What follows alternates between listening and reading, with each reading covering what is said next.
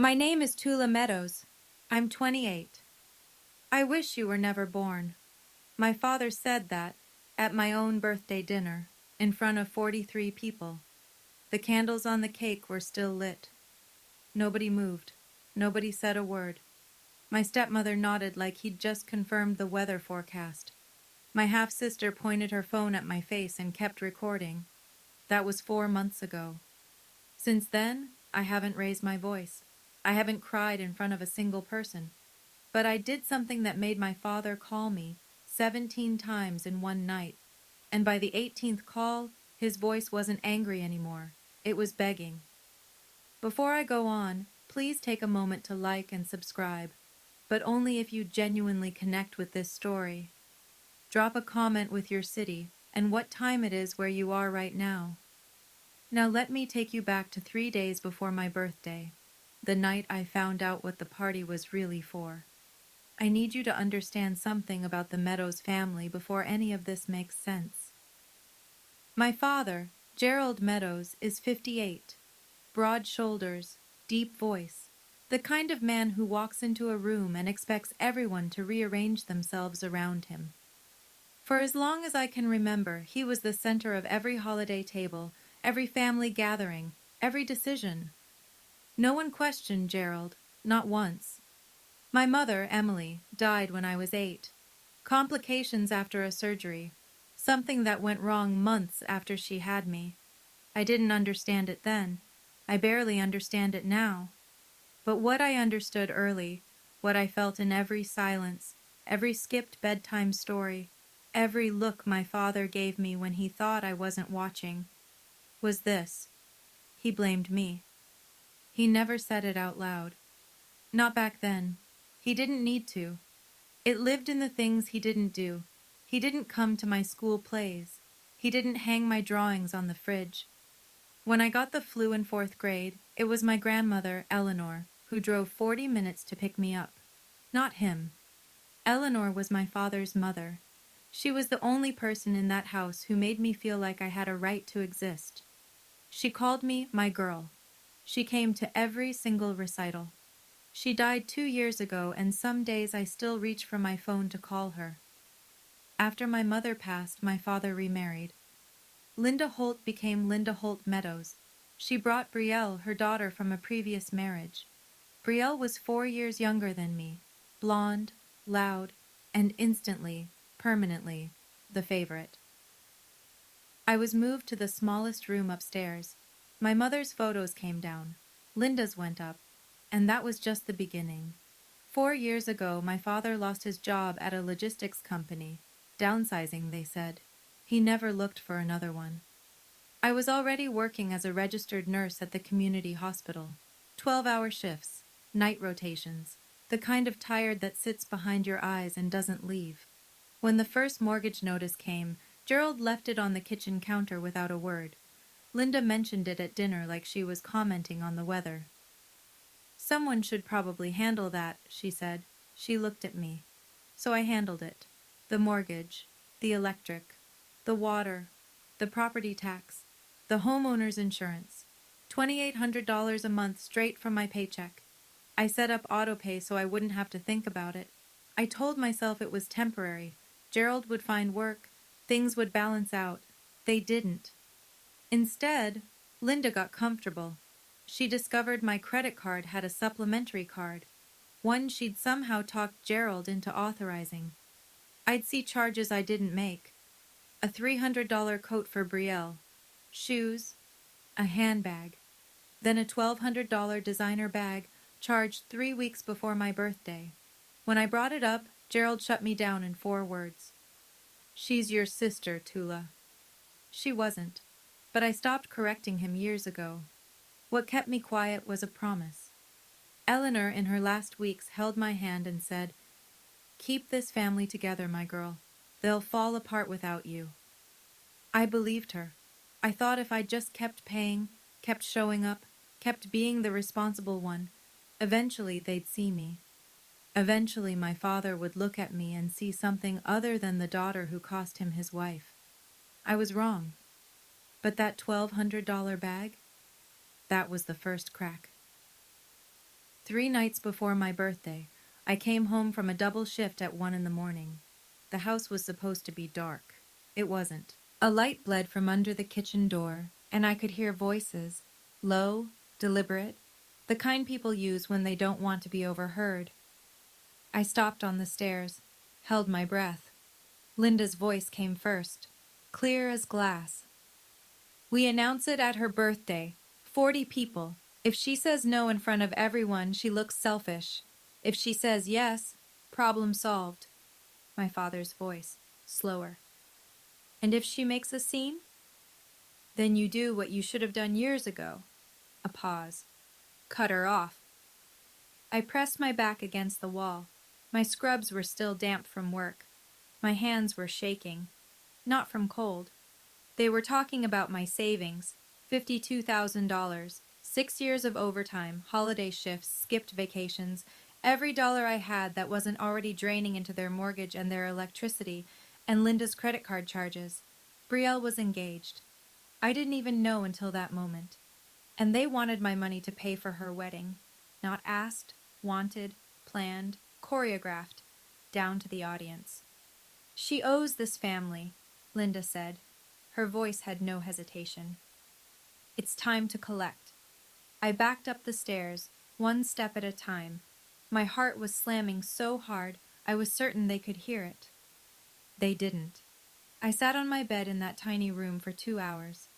I didn't cry. I stared at the ceiling and thought about every payment, every silent dinner, every time I swallowed the word no, because I was afraid of what would happen if I said it. Something shifted that night. I didn't know what yet, but it was already moving. The next morning I sat in my car in the hospital parking lot and made a phone call I'd been putting off for 2 years. Margaret Calloway, 64, estate attorney, my grandmother's closest friend for 3 decades. Eleanor had mentioned her name exactly once in her final days, in a voice so quiet I almost missed it. If you ever need to understand what I've left behind, Eleanor had whispered, call Margaret. I'd written the number on the back of a grocery receipt and tucked it into my wallet. It stayed there, untouched, through Eleanor's funeral, through 2 years of bills and silence and a house that never felt like mine. Margaret picked up on the second ring. Tula Meadows, she said, like she'd been expecting me. Your grandmother told me you'd call eventually. I need to know what she left, I said. I think I need to know now. Come to my office. There are things your grandmother wanted you to know, when you were ready. She paused. Are you ready? I think so. Then I'll have everything prepared. I scheduled the appointment for the following week, after the birthday dinner. Whatever was coming, I needed to get through Saturday first. That afternoon, Brielle found me in the kitchen. She held up her left hand, wiggling a diamond ring I'd never seen before. You're gonna help with my wedding, right? She smiled. Dad says you have some savings. I looked at the ring. I looked at her face. She wasn't being cruel. She genuinely believed I existed to fund her life. That was worse. We'll talk about it later, I said.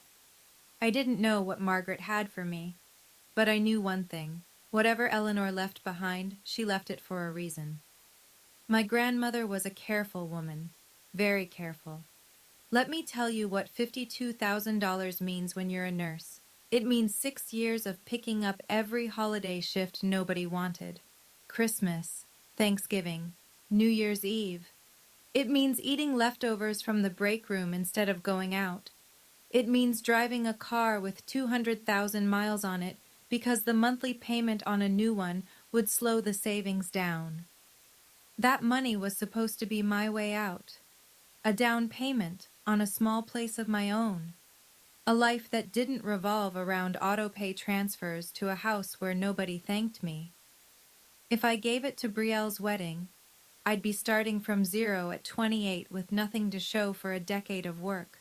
No safety net, no future, just a pretty reception I helped pay for and a seat at the back of the church. But here's the thing that burned the most. It wasn't the money, it was the pattern. When I was 18, I applied for a nursing scholarship. Full tuition. I got accepted. The letter arrived in a white envelope addressed to me, and I never saw it. I found out 2 years later, by accident, when a former teacher mentioned it at a grocery store. Didn't you take that scholarship, Tula? You were the top candidate. I went home and searched, found the opened envelope in my father's desk drawer, shoved behind old tax forms. He'd read it. He never told me. When I confronted him, he didn't even flinch. You weren't ready, he said. You would have failed. I paid my own way through nursing school. Loans, night shifts at a diner, 3 years of sleeping 4 hours a night. Every time I built something, he found a way to take it. This time, I decided to stop handing him the hammer.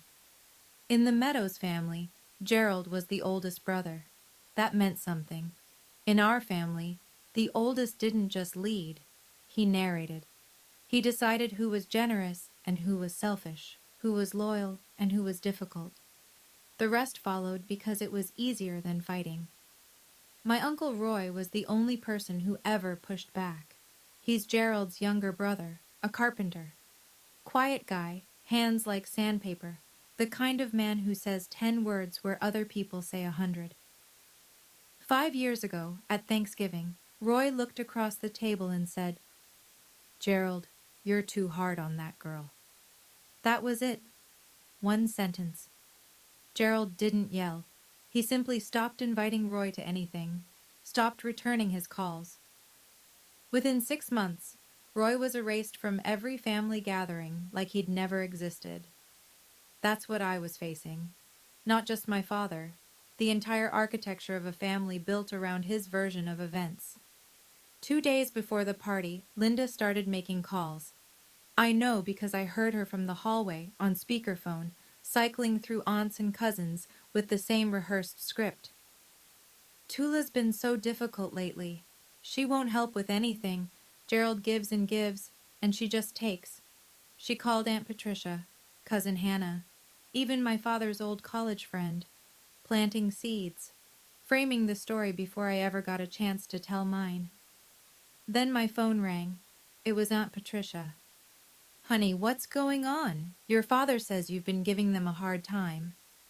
I stood in my room, phone pressed to my ear, and realized the trial had already happened. The verdict was in, and I hadn't even been allowed to testify. I was walking into that birthday dinner already convicted. The only question was whether I'd accept the sentence. The night before my birthday, I stood in the bathroom and looked at myself in the mirror for a long time, dark circles under my eyes from a 56-hour work week. Hair pulled back in a knot I hadn't bothered to fix.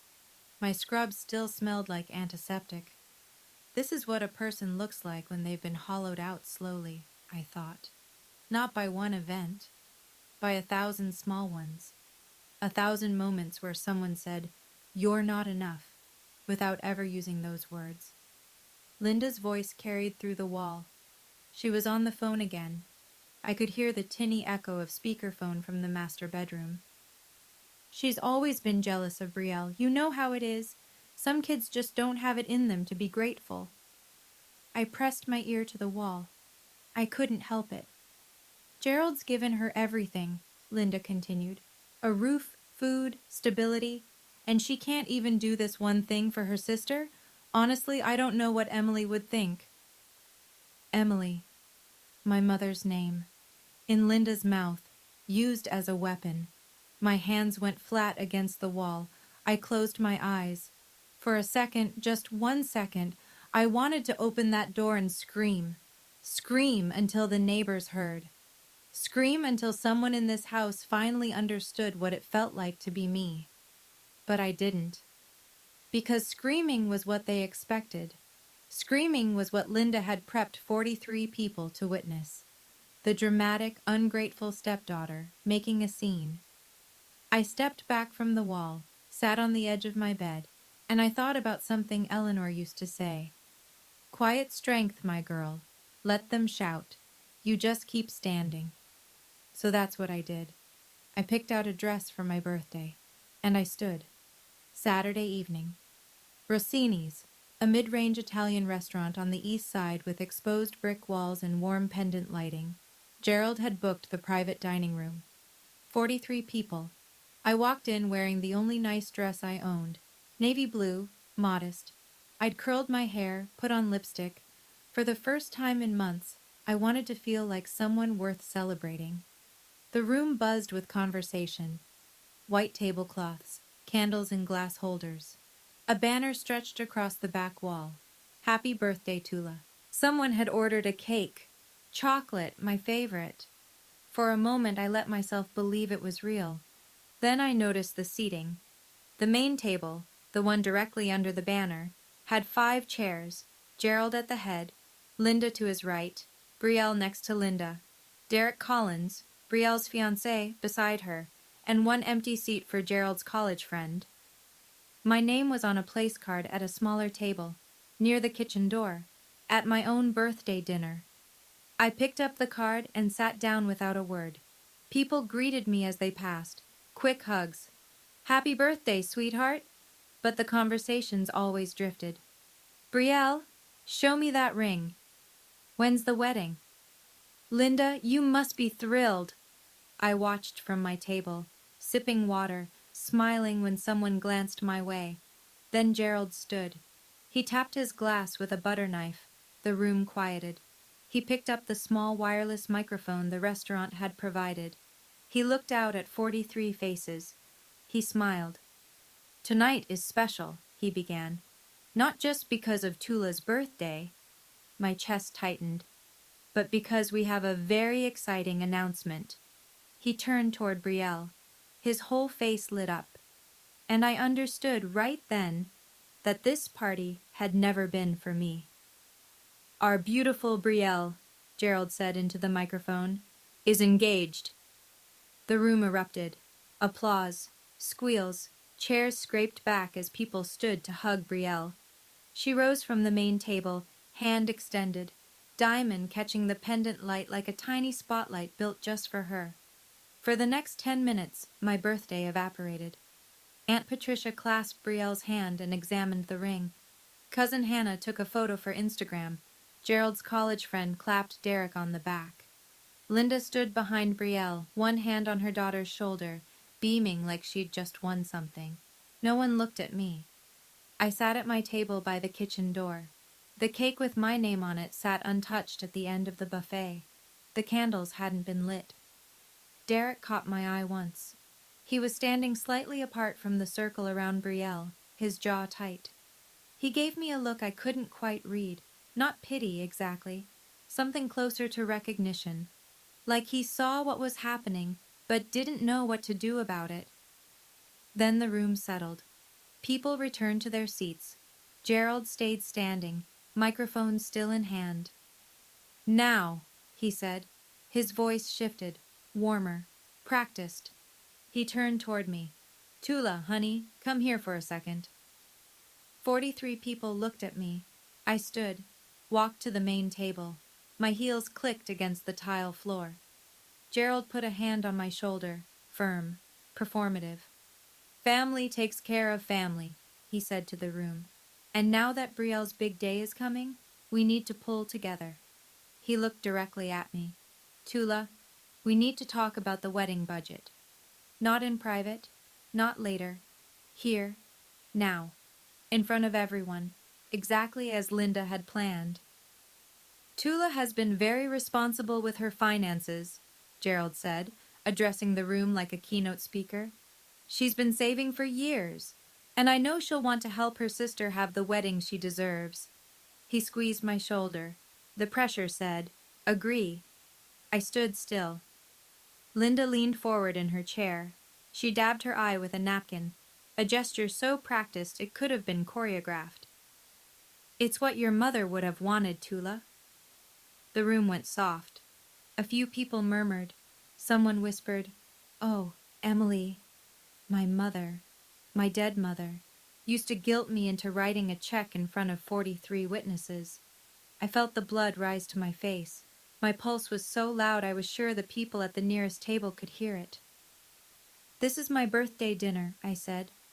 My voice came out steady, quiet. Can we not do this here? Gerald's smile thinned. His hand dropped from my shoulder. Another time? He shook his head slowly. You always say another time, Tula. Not now. Never when it matters. His volume climbed. Not shouting. Gerald never shouted. He commanded. I have given you a home, a family, 20 years of patience, and you can't do this one thing? The room was a held breath, forks down, napkins still. Aunt Patricia stared at her plate. Cousin Hannah gripped her water glass. Brielle pulled out her phone, tilted the screen toward me. A tiny red dot blinked in the corner. Recording. I looked at the dot. I looked at Brielle. Her thumb hovered over the screen. For 1 second, her hand trembled, like she almost lowered it. She didn't. Gerald stepped closer.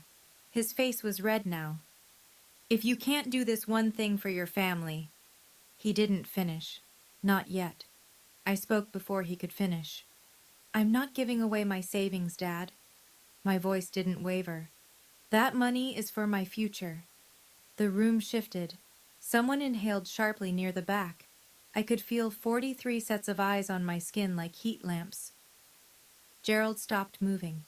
His jaw tightened. Something behind his eyes went flat, like a switch being flipped. He stared at me for what felt like a full minute. It was probably 5 seconds. Then he said it. I wish you were never born. Not screaming, not whispering, just stating it. The way you'd read a line from a receipt. Factual. Final. The room didn't gasp. It froze. Sound left the space entirely. I could hear the muffled clink of dishes from the kitchen behind the wall. The instrumental music from the overhead speaker suddenly felt obscene, like someone playing a flute at a car accident. Aunt Patricia set her fork down very slowly. Linda didn't speak. She simply looked at Gerald, then at me, and nodded. One small, certain nod, as if she'd been waiting for this sentence for years. Brielle's phone was still pointed at my face. Her hand was shaking now, but she didn't lower it. Derek, behind Brielle, pushed his chair back from the table, not standing, just creating distance. His expression had gone tight, closed, like a man recalculating something he'd already decided. I felt something crack inside my chest. Not break, crack, like ice on a pond in early spring, quiet, deep, the kind of fracture you can't see from the surface. I looked at my father.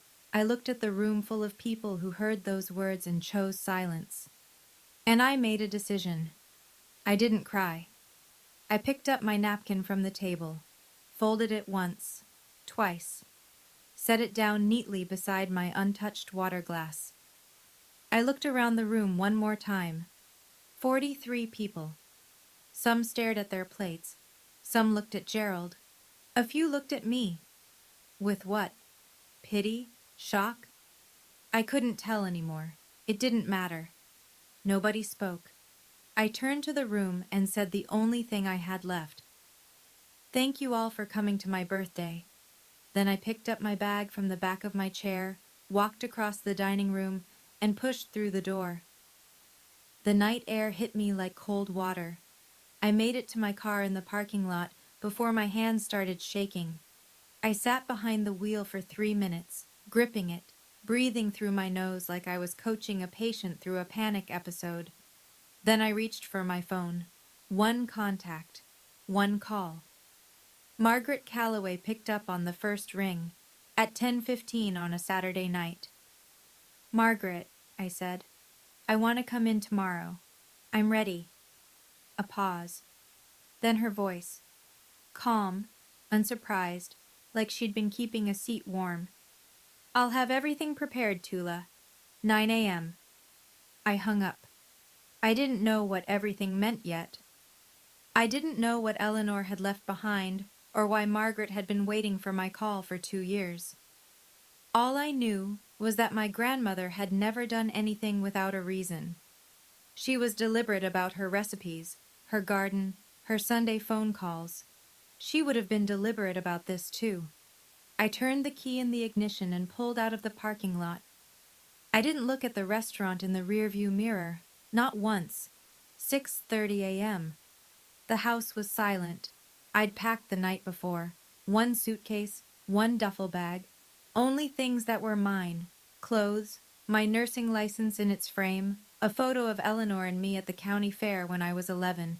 I left everything else. I carried the bags downstairs in 2 trips, stepping over the creaky 3rd step by habit. No one stirred. Gerald's snoring rumbled from behind the master bedroom door.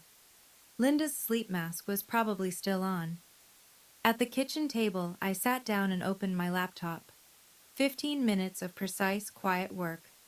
First, I transferred my savings to a new account at a different bank. Every cent moved. Second, I called the credit card company's automated line and canceled the supplementary card, effective immediately. Third, I confirmed the lease on a studio apartment 6 miles across town. I'd toured it the previous week on my lunch break without telling anyone. 400 square feet, clean, mine. Before I left, I placed a single envelope on the kitchen counter. Inside, 4 years of bank statements, every mortgage payment, every insurance premium, every utility bill, every tax installment, highlighted, totaled, dated, $134,000, all from my account, all for this house. No letter, no explanation, no "I told you so." Just numbers. I zipped my jacket, picked up my bags, and walked to the front door. The hallway was still dark. The house smelled like Linda's lavender diffuser and old carpet. I'd lived here for 20 years. I'd paid for it for 4. I turned the knob, stepped outside, and pulled the door shut behind me. It clicked. Soft. Final. I loaded the car and drove east into a sky that was just beginning to turn pink. I did not come back. I want to pause here for a second. If you've ever had to leave a place you called home, not because you wanted to, but because you had no other choice, type "I understand" in the comments. I read every single one. And if you think I should forgive my father or set a permanent boundary, let me know that too. Because the story is about to take a turn I didn't see coming. Here's what I learned later, pieced together from Uncle Roy and Cousin Hannah. Sunday morning. Linda walked into the kitchen around 9. She noticed the envelope on the counter but pushed it aside to make coffee. She climbed the stairs to tell me breakfast was ready, not out of kindness, out of habit. My room was empty, closet cleared, bed stripped to the mattress. She called Gerald. Her voice was flat, almost amused. She actually left. Gerald came upstairs, looked at the bare room, shrugged. Good. Let her sulk. She'll be back by Friday. He went downstairs and turned on the television. Brielle woke up next. She reached for her phone and opened the banking app. The supplementary credit card was declined, frozen, canceled. She called me. Voicemail. Called again. Voicemail. She walked into the living room, phone in hand. My card's not working. Did Tula do something? Gerald glanced at her. She's throwing a tantrum. It'll pass. Linda found the envelope on the counter again. She picked it up, weighed it in her hand, then set it back down unopened. Probably some dramatic goodbye letter, she said. I'm not giving her the satisfaction. By Monday afternoon, Gerald had called me 4 times, each time voicemail. He left one message. Tula, this is childish. Call me back. By Wednesday, silence from my end. Not a single text, email, or returned call. Gerald told Aunt Patricia I was going through a phase. He told his college friend I was being emotional about the birthday thing. He told Roy, actually, he didn't tell Roy anything. They still weren't speaking, and the envelope sat on the kitchen counter untouched. A time bomb no one bothered to open. Day 5. The electric company sent an automated notice, past due. Gerald called their customer service line, gave his name, asked for the account details. I'm sorry, sir. The account is registered to Atula Meadows. He blinked. That's my daughter. I live at this address. We can only discuss account details with the registered holder. He hung up, stared at the phone. Day 7. A letter from the bank. Not a bill. A formal notice. Mortgage payment overdue. He tore open the envelope standing at the mailbox. The name on the mortgage, Tula E. Meadows. Gerald read it twice.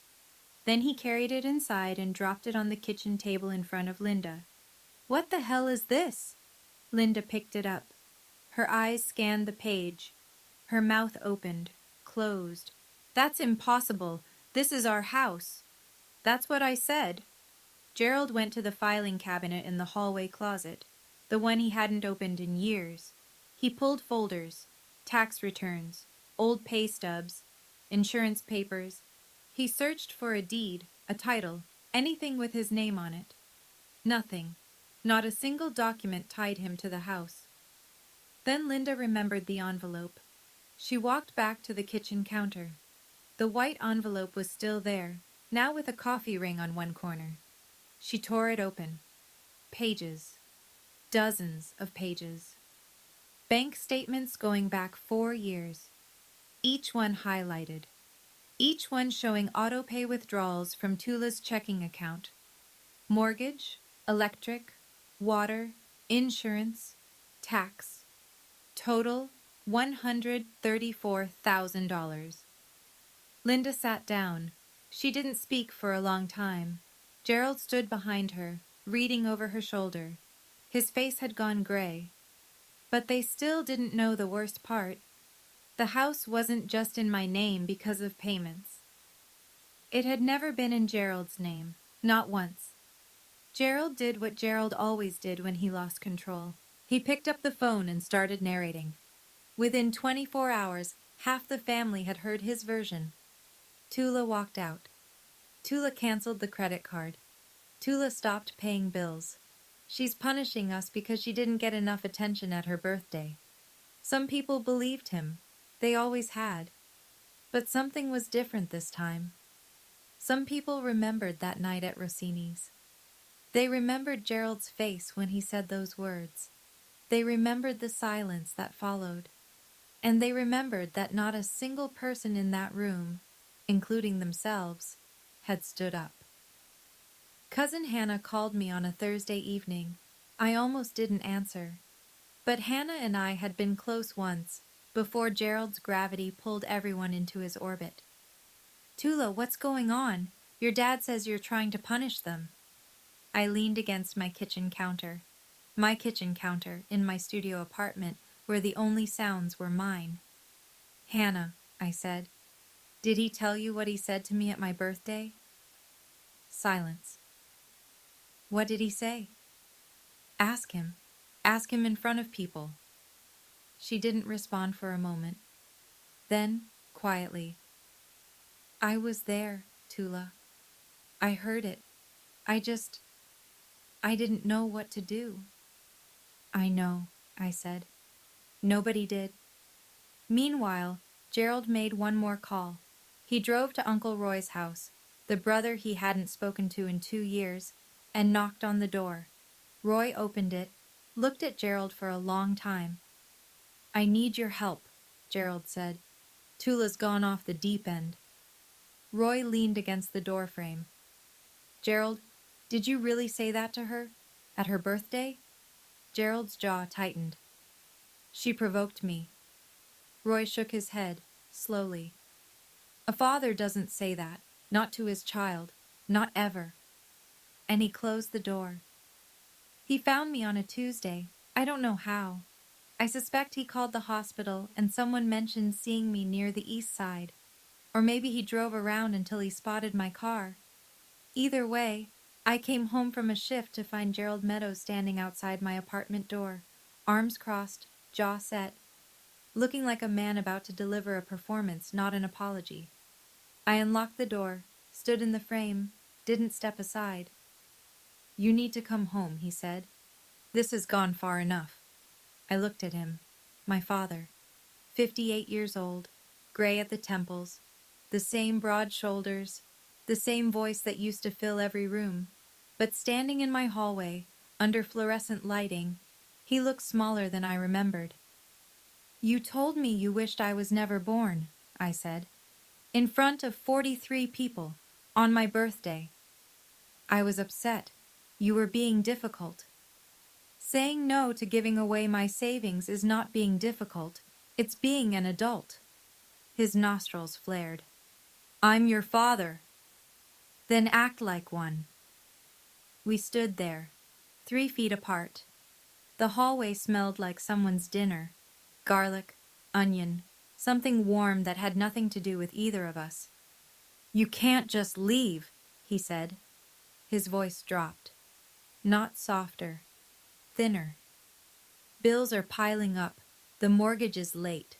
Linda is not my responsibility, I said. Neither is Brielle. Neither is the house. I paused. You told me you wished I was never born. I'm simply granting your wish. I closed the door, gently. No slam, no dramatic exit. Just a soft click and the sound of his breathing on the other side. He stood there for a while. I know because I watched the shadow of his shoes under the door. Then he left. But he didn't know what was coming next. 2 weeks after I left, Gerald called a family meeting. He chose the community center attached to our church, a beige room with folding chairs, buzzing overhead lights, and a coffee urn that was always either empty or burned. About 30 people came, aunts, uncles, cousins. Some I hadn't seen since Eleanor's funeral. Gerald stood at the front like he was conducting a town hall. Linda sat in the first row, tissue in hand. Brielle sat beside her, arms folded, phone face down on her lap for once. I asked everyone here, Gerald began, because we have a family situation that needs to be addressed. He launched into his version. Tula abandoned the family. Tula canceled the credit card. Tula stopped paying the bills. Tula is punishing all of them because of a misunderstanding at dinner. Linda dabbed her eyes, on cue. A few people nodded. A few shifted uncomfortably. Aunt Patricia kept her eyes on the floor. Gerald built to his closing argument. All I'm asking is that someone talks sense into her. She's hurting this family. That's when Uncle Roy stood up. He'd been sitting in the back row, quiet, arms on his knees. No one had expected him to come. Gerald certainly hadn't invited him. But Roy had heard about the meeting through Cousin Hannah, and he drove 40 minutes to be there. Gerald, Roy said. His voice was level, carpenter steady. Before you say anything else, did you invite Margaret Calloway? Gerald frowned. Who? Why would I? The side door opened. Margaret Calloway stepped in. 64 years old, gray blazer, reading glasses on a chain around her neck, a leather portfolio under her arm. She nodded once at Gerald. Mr. Meadows, I'm here on behalf of your daughter. She paused. And your mother. The room went dead silent. Margaret didn't rush. She set her portfolio on the folding table at the front of the room, opened it, and removed a single document in a clear plastic sleeve. My name is Margaret Calloway. I'm an estate and real estate attorney. I was Eleanor Meadows' legal counsel for 23 years, and her friend for longer than that. She placed the document flat on the table.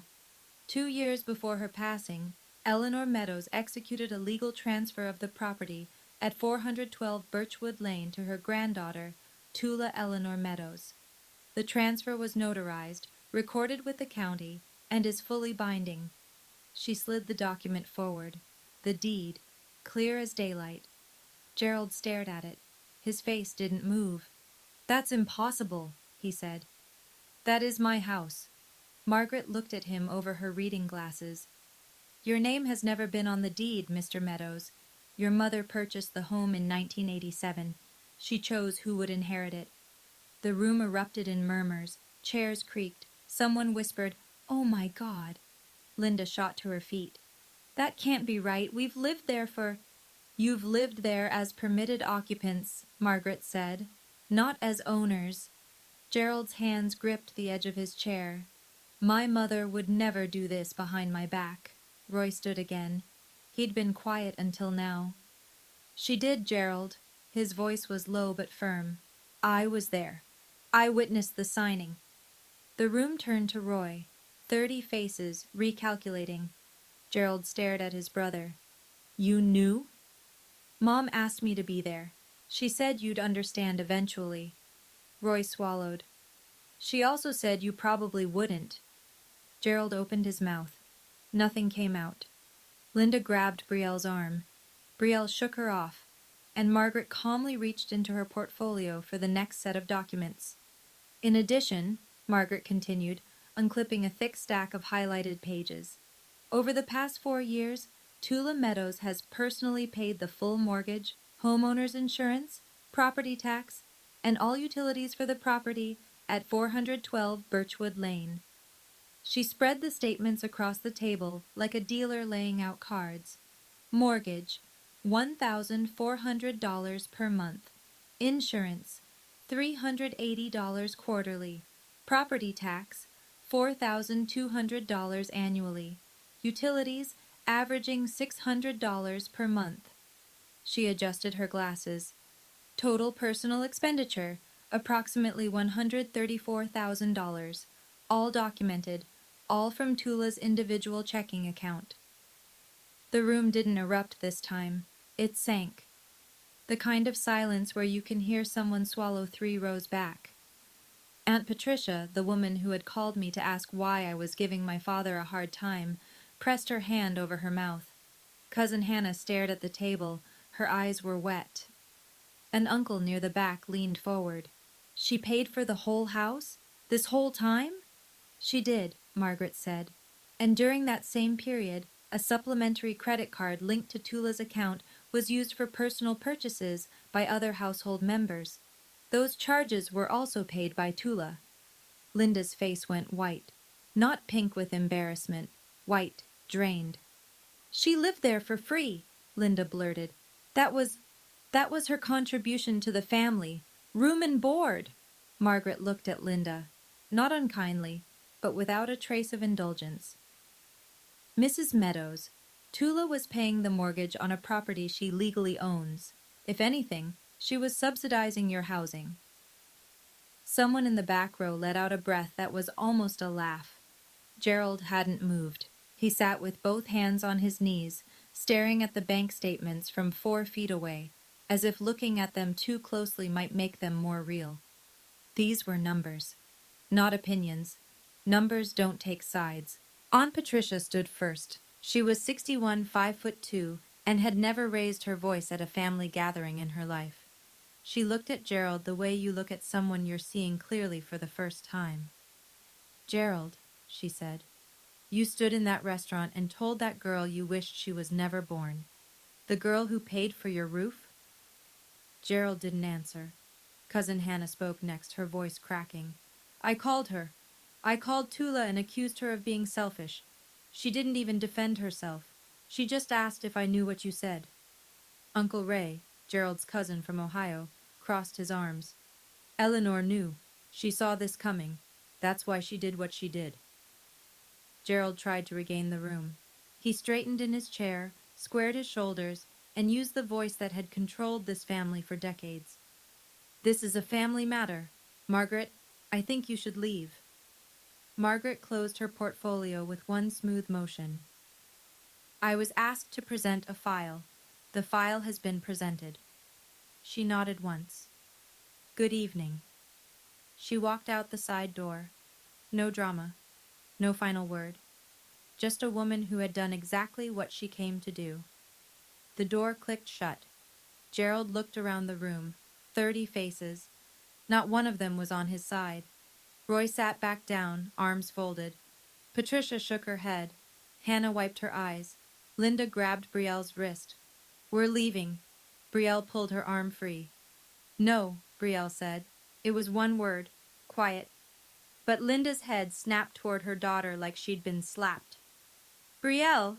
I said no, Mom. It was the first time I'd ever heard Brielle refuse Linda anything. I wasn't in that room, but Roy told me about it later, and when he described that moment, even he sounded surprised. I want to ask you something real. If you were in my shoes right now, knowing everything you know, would you give Gerald a second chance, or would you draw the line for good? Type second chance or boundary in the comments. I read every single one, and I'd love to hear your take. Now let me tell you what I decided, because it wasn't simple. 2 days after the family meeting, Margaret sent a formal letter to Gerald and Linda. 60-day notice to vacate the property at 412 Birchwood Lane. It was typed on firm letterhead, sent certified mail. Every line was legally precise, procedurally clean, and completely within my rights as the property owner. I didn't send it myself. I didn't attach a personal note. Margaret handled it the way she handled everything, correctly. That night, Gerald called me 17 times. Calls 1 through 10 were angry. I know because I listened to the voicemails the next morning in order, like chapters of a book I already knew the ending to. You think this is funny? This is my family's house. You ungrateful. Click. Calls 11 through 15 shifted. Harder to listen to. The anger started to crack, and underneath it was something thinner. Desperation. Tula, we can talk about this. Just tell Margaret to pull the letter back. I'll apologize. Is that what you want? Call 16 was silence. 28 seconds of breathing, then he hung up. Call 17. The last one. Gerald's voice stripped of everything. No authority. No performance. Tula, please. Where are we supposed to go? I sat on the edge of my bed in my studio apartment. Morning light through the window. A mug of coffee going cold on the nightstand. I played that last voicemail twice. I didn't feel victory. I didn't feel satisfaction or vindication or any of the things people think you're supposed to feel when the person who hurt you finally breaks. I felt something quieter, like setting down a bag I'd been carrying for 20 years and realizing how badly my shoulders ached. I saved the voicemail, closed my phone, and went to work. I had a 12-hour shift. Patients needed me. That hadn't changed. 3 days later, Brielle called. I almost didn't pick up, but something made me tap the green button. Maybe the memory of her pulling her arm away from Linda in that church room. Maybe curiosity. Tula. Her voice was thick, congested. She'd been crying. Please, can we just talk? I'm listening. If we lose the house, my wedding, everything, it's all falling apart. Can you tell Margaret to stop? I leaned against my kitchen counter. Outside, a neighbor's kid was riding a bicycle in circles. The normalcy of it felt surreal. Brielle, did you watch the video you recorded that night? Silence. What video? At the restaurant. You pointed your phone at me while Dad said those words. You didn't put it down. You didn't say, Dad, stop. You just recorded. More silence. Longer this time. I didn't mean... I know, I said. That's exactly the problem. You never mean anything. Things just happen around you and you let them. I could hear her breathing, ragged, uneven. I'm not doing this to punish you, Brielle. I need you to understand that. I'm not punishing Dad. I'm not punishing Linda. I am done being the person who sacrifices everything so everyone else is comfortable. But where will we... That's not my question to answer anymore. A long pause. I could hear Linda's voice in the background, muffled, urgent, coaching Brielle on what to say next. I have to go, I said. Tula, wait. Brielle, I wish you well. I really do. But this conversation is over. I hung up. Set the phone face down on the counter. It was the gentlest ending I could offer. And it was still one of the hardest things I've ever done. But it wasn't the last call I received that week. The call came on a Friday evening. I didn't recognize the number. Almost let it go to voicemail. But I'd had enough voicemails for one lifetime, so I answered. Tula? This is Derek. Derek Collins. I set down the takeout container I'd been eating from. Brielle's fiancé. We'd never spoken one-on-one before. Not once. I know this is unexpected, he said. His voice was careful, measured, like a man who'd spent days rehearsing this call. I wanted to say something, and I think I owe it to you to say it directly. I'm listening. I was there that night. At the restaurant. I saw what happened. A breath. I should have said something. I should have stood up. I didn't, and I'm sorry. I stared at the wall of my apartment. A crack ran along the plaster near the ceiling. I'd been meaning to mention it to the landlord. Thank you, Derek. There's more. Another pause. I've been watching how your family treats you, not just that night, the months before. The way Linda talks about you when you're not in the room. The way Gerald takes credit for things I now know you paid for. His voice tightened. Honestly, Tula, I'm rethinking a lot of things. My chest ached. Not from pain. From something rarer. Recognition. That's between you and Brielle, I said softly. I know. I know it is. But I wanted you to know. Someone in that room saw you. And what your father did was wrong.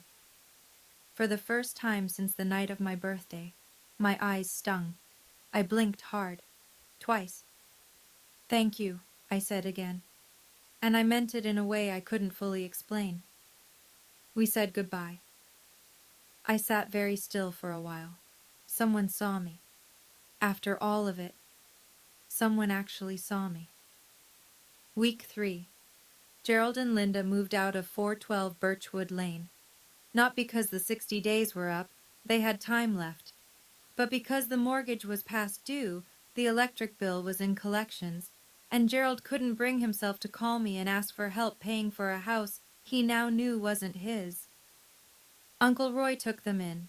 He set up the spare bedroom, made space in the garage for Gerald's boxes, cooked dinner the first night without saying much.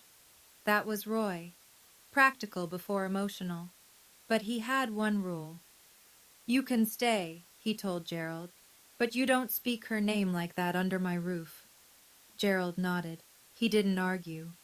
According to Roy, it was the first time in decades that Gerald accepted a condition from his younger brother without pushback. The wider family knew everything now. Margaret's presentation at the church had traveled through the Meadows network like a shockwave. Aunt Patricia called to apologize. Cousin Hannah sent a long text that ended with, I should have spoken up that night. I'm sorry I didn't. 4 or 5 other relatives reached out. Some awkward, some tearful, some just short messages. Thinking of you. Linda, meanwhile, tried a different strategy. She posted on Facebook. A long, emotional status about being forced out of our home by a vindictive stepdaughter. She tagged 6 family members and added a crying emoji. It lasted 2 hours. Cousin Hannah replied with a screenshot of the bank statements. Names and account numbers blacked out, but the totals clear. 23 people saw it before Linda deleted the entire post. Brielle's social media went dark. Her Instagram, which usually posted 3 times a day, showed nothing for the first time in years. The silence from that corner was louder than anything she'd ever posted. Margaret delivered the second envelope on a gray Wednesday morning. She'd been holding it for 2 years. Sealed, handwritten, with instructions from Eleanor that were specific down to the timing. Give this to Gerald only after he learns the truth about the house. Eleanor had known. She'd known how this story would unfold. Maybe not the details, but the shape of it. The inevitability. Roy told me later what happened. Gerald was alone in Roy's spare bedroom. Margaret had dropped the envelope at the front door with Roy, who carried it upstairs and set it on the dresser. From Mom, Roy said. Margaret says she wanted you to have it when you were ready. Gerald stared at the envelope for an hour before he opened it. The letter was 2 pages. Eleanor's handwriting. Neat, slanted slightly to the right, the way she wrote recipe cards and birthday notes. I never read the full thing. Gerald never showed it to anyone, but Roy saw him afterward, and the parts Gerald eventually repeated, in fragments over weeks, were enough. Eleanor wrote that she loved her son. She also wrote that she'd watched him punish a child for a grief that was never that child's fault. You blame her for Emily's death, she wrote, but Emily died loving both of you. Don't punish the living for the grief of losing. She explained why she gave the house to me. not as punishment, as protection.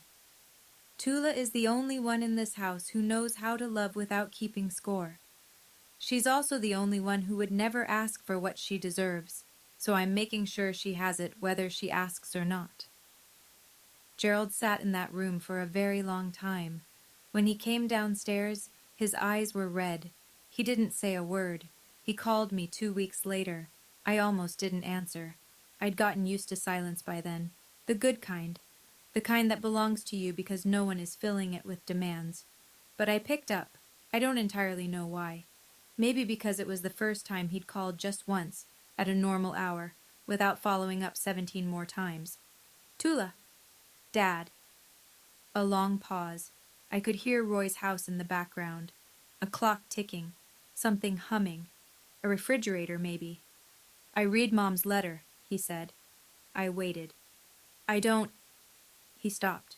Started over.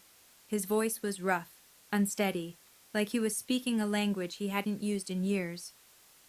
I don't know how to fix this. I pressed the phone against my ear, closed my eyes. I'm not asking you to fix it, Dad. I'm asking you to stop breaking it. He didn't respond right away. When he spoke again, it was barely above a whisper. Can I see you? Not yet. When? I don't know. Maybe someday. But only if things are actually different. Not performed. Different. Silence. Then, okay. No fight, no lecture, no, after everything I've done for you. Just, okay. We stayed on the line for another 10 seconds without speaking. Then I said goodbye, and I hung up. I stood by the window in my apartment. The sun was setting behind the buildings across the street, turning everything gold and long-shadowed. I wasn't forgiving him. I want to be clear about that. Forgiveness isn't a phone call. It's not a single moment. It's a process that requires evidence, not just words. And I hadn't seen evidence yet. But I'd heard something in his voice I'd never heard before.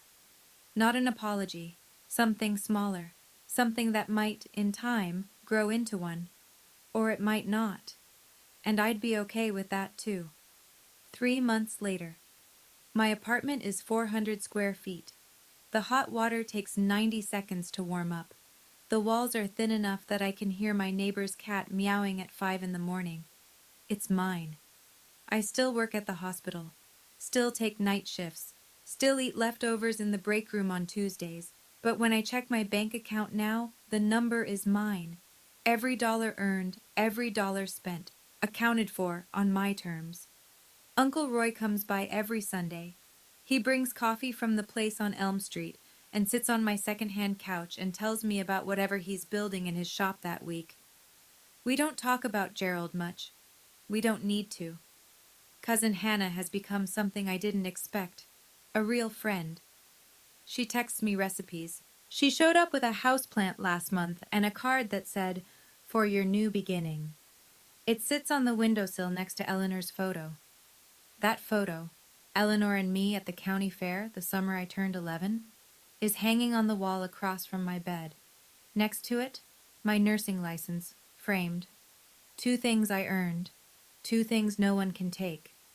Last week, Derek texted me. Short, polite. He and Brielle have postponed the wedding. I need to figure out what kind of family I'm marrying into, he wrote. I didn't reply. That's not my story to write. Brielle hasn't called. I don't know what she's feeling. I hope, somewhere under the silence, she's asking questions she never thought to ask before. But that's her work, not mine. And Gerald? He sent a Christmas card. No apology inside, no letter.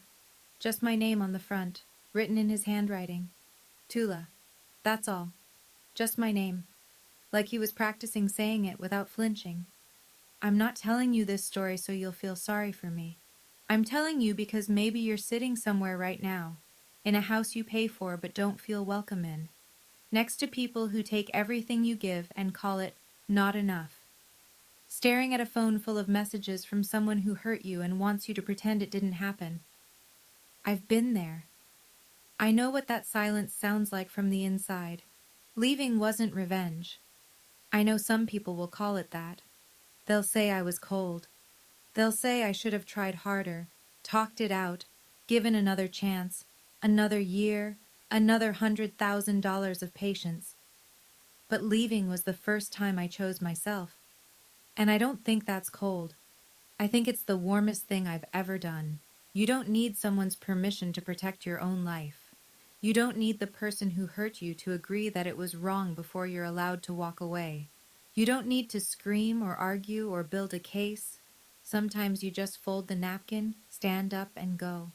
My grandmother taught me that, not in words, in the way she lived. She loved fiercely and she planned carefully, and when she saw something wrong, she didn't make a speech. She made a move. Quiet strength. If this story touched something in you, I want you to know you're not alone. And you don't have to stay in a room where no one sees you just because it's the only room you've ever known. There are doors, and they're yours to open. Leaving wasn't revenge. Leaving was the first time I chose myself. And I'd make the same choice again. Every single time. If you stayed until the very end, thank you, sincerely. Now I want to know, do you think Gerald has really changed? Or is it just temporary regret? Type changed or temporary in the comments. I read every single one and I'll heart the ones that make me think. And if you want more stories like this one, check the description. There's another one waiting for you. I'll see you there.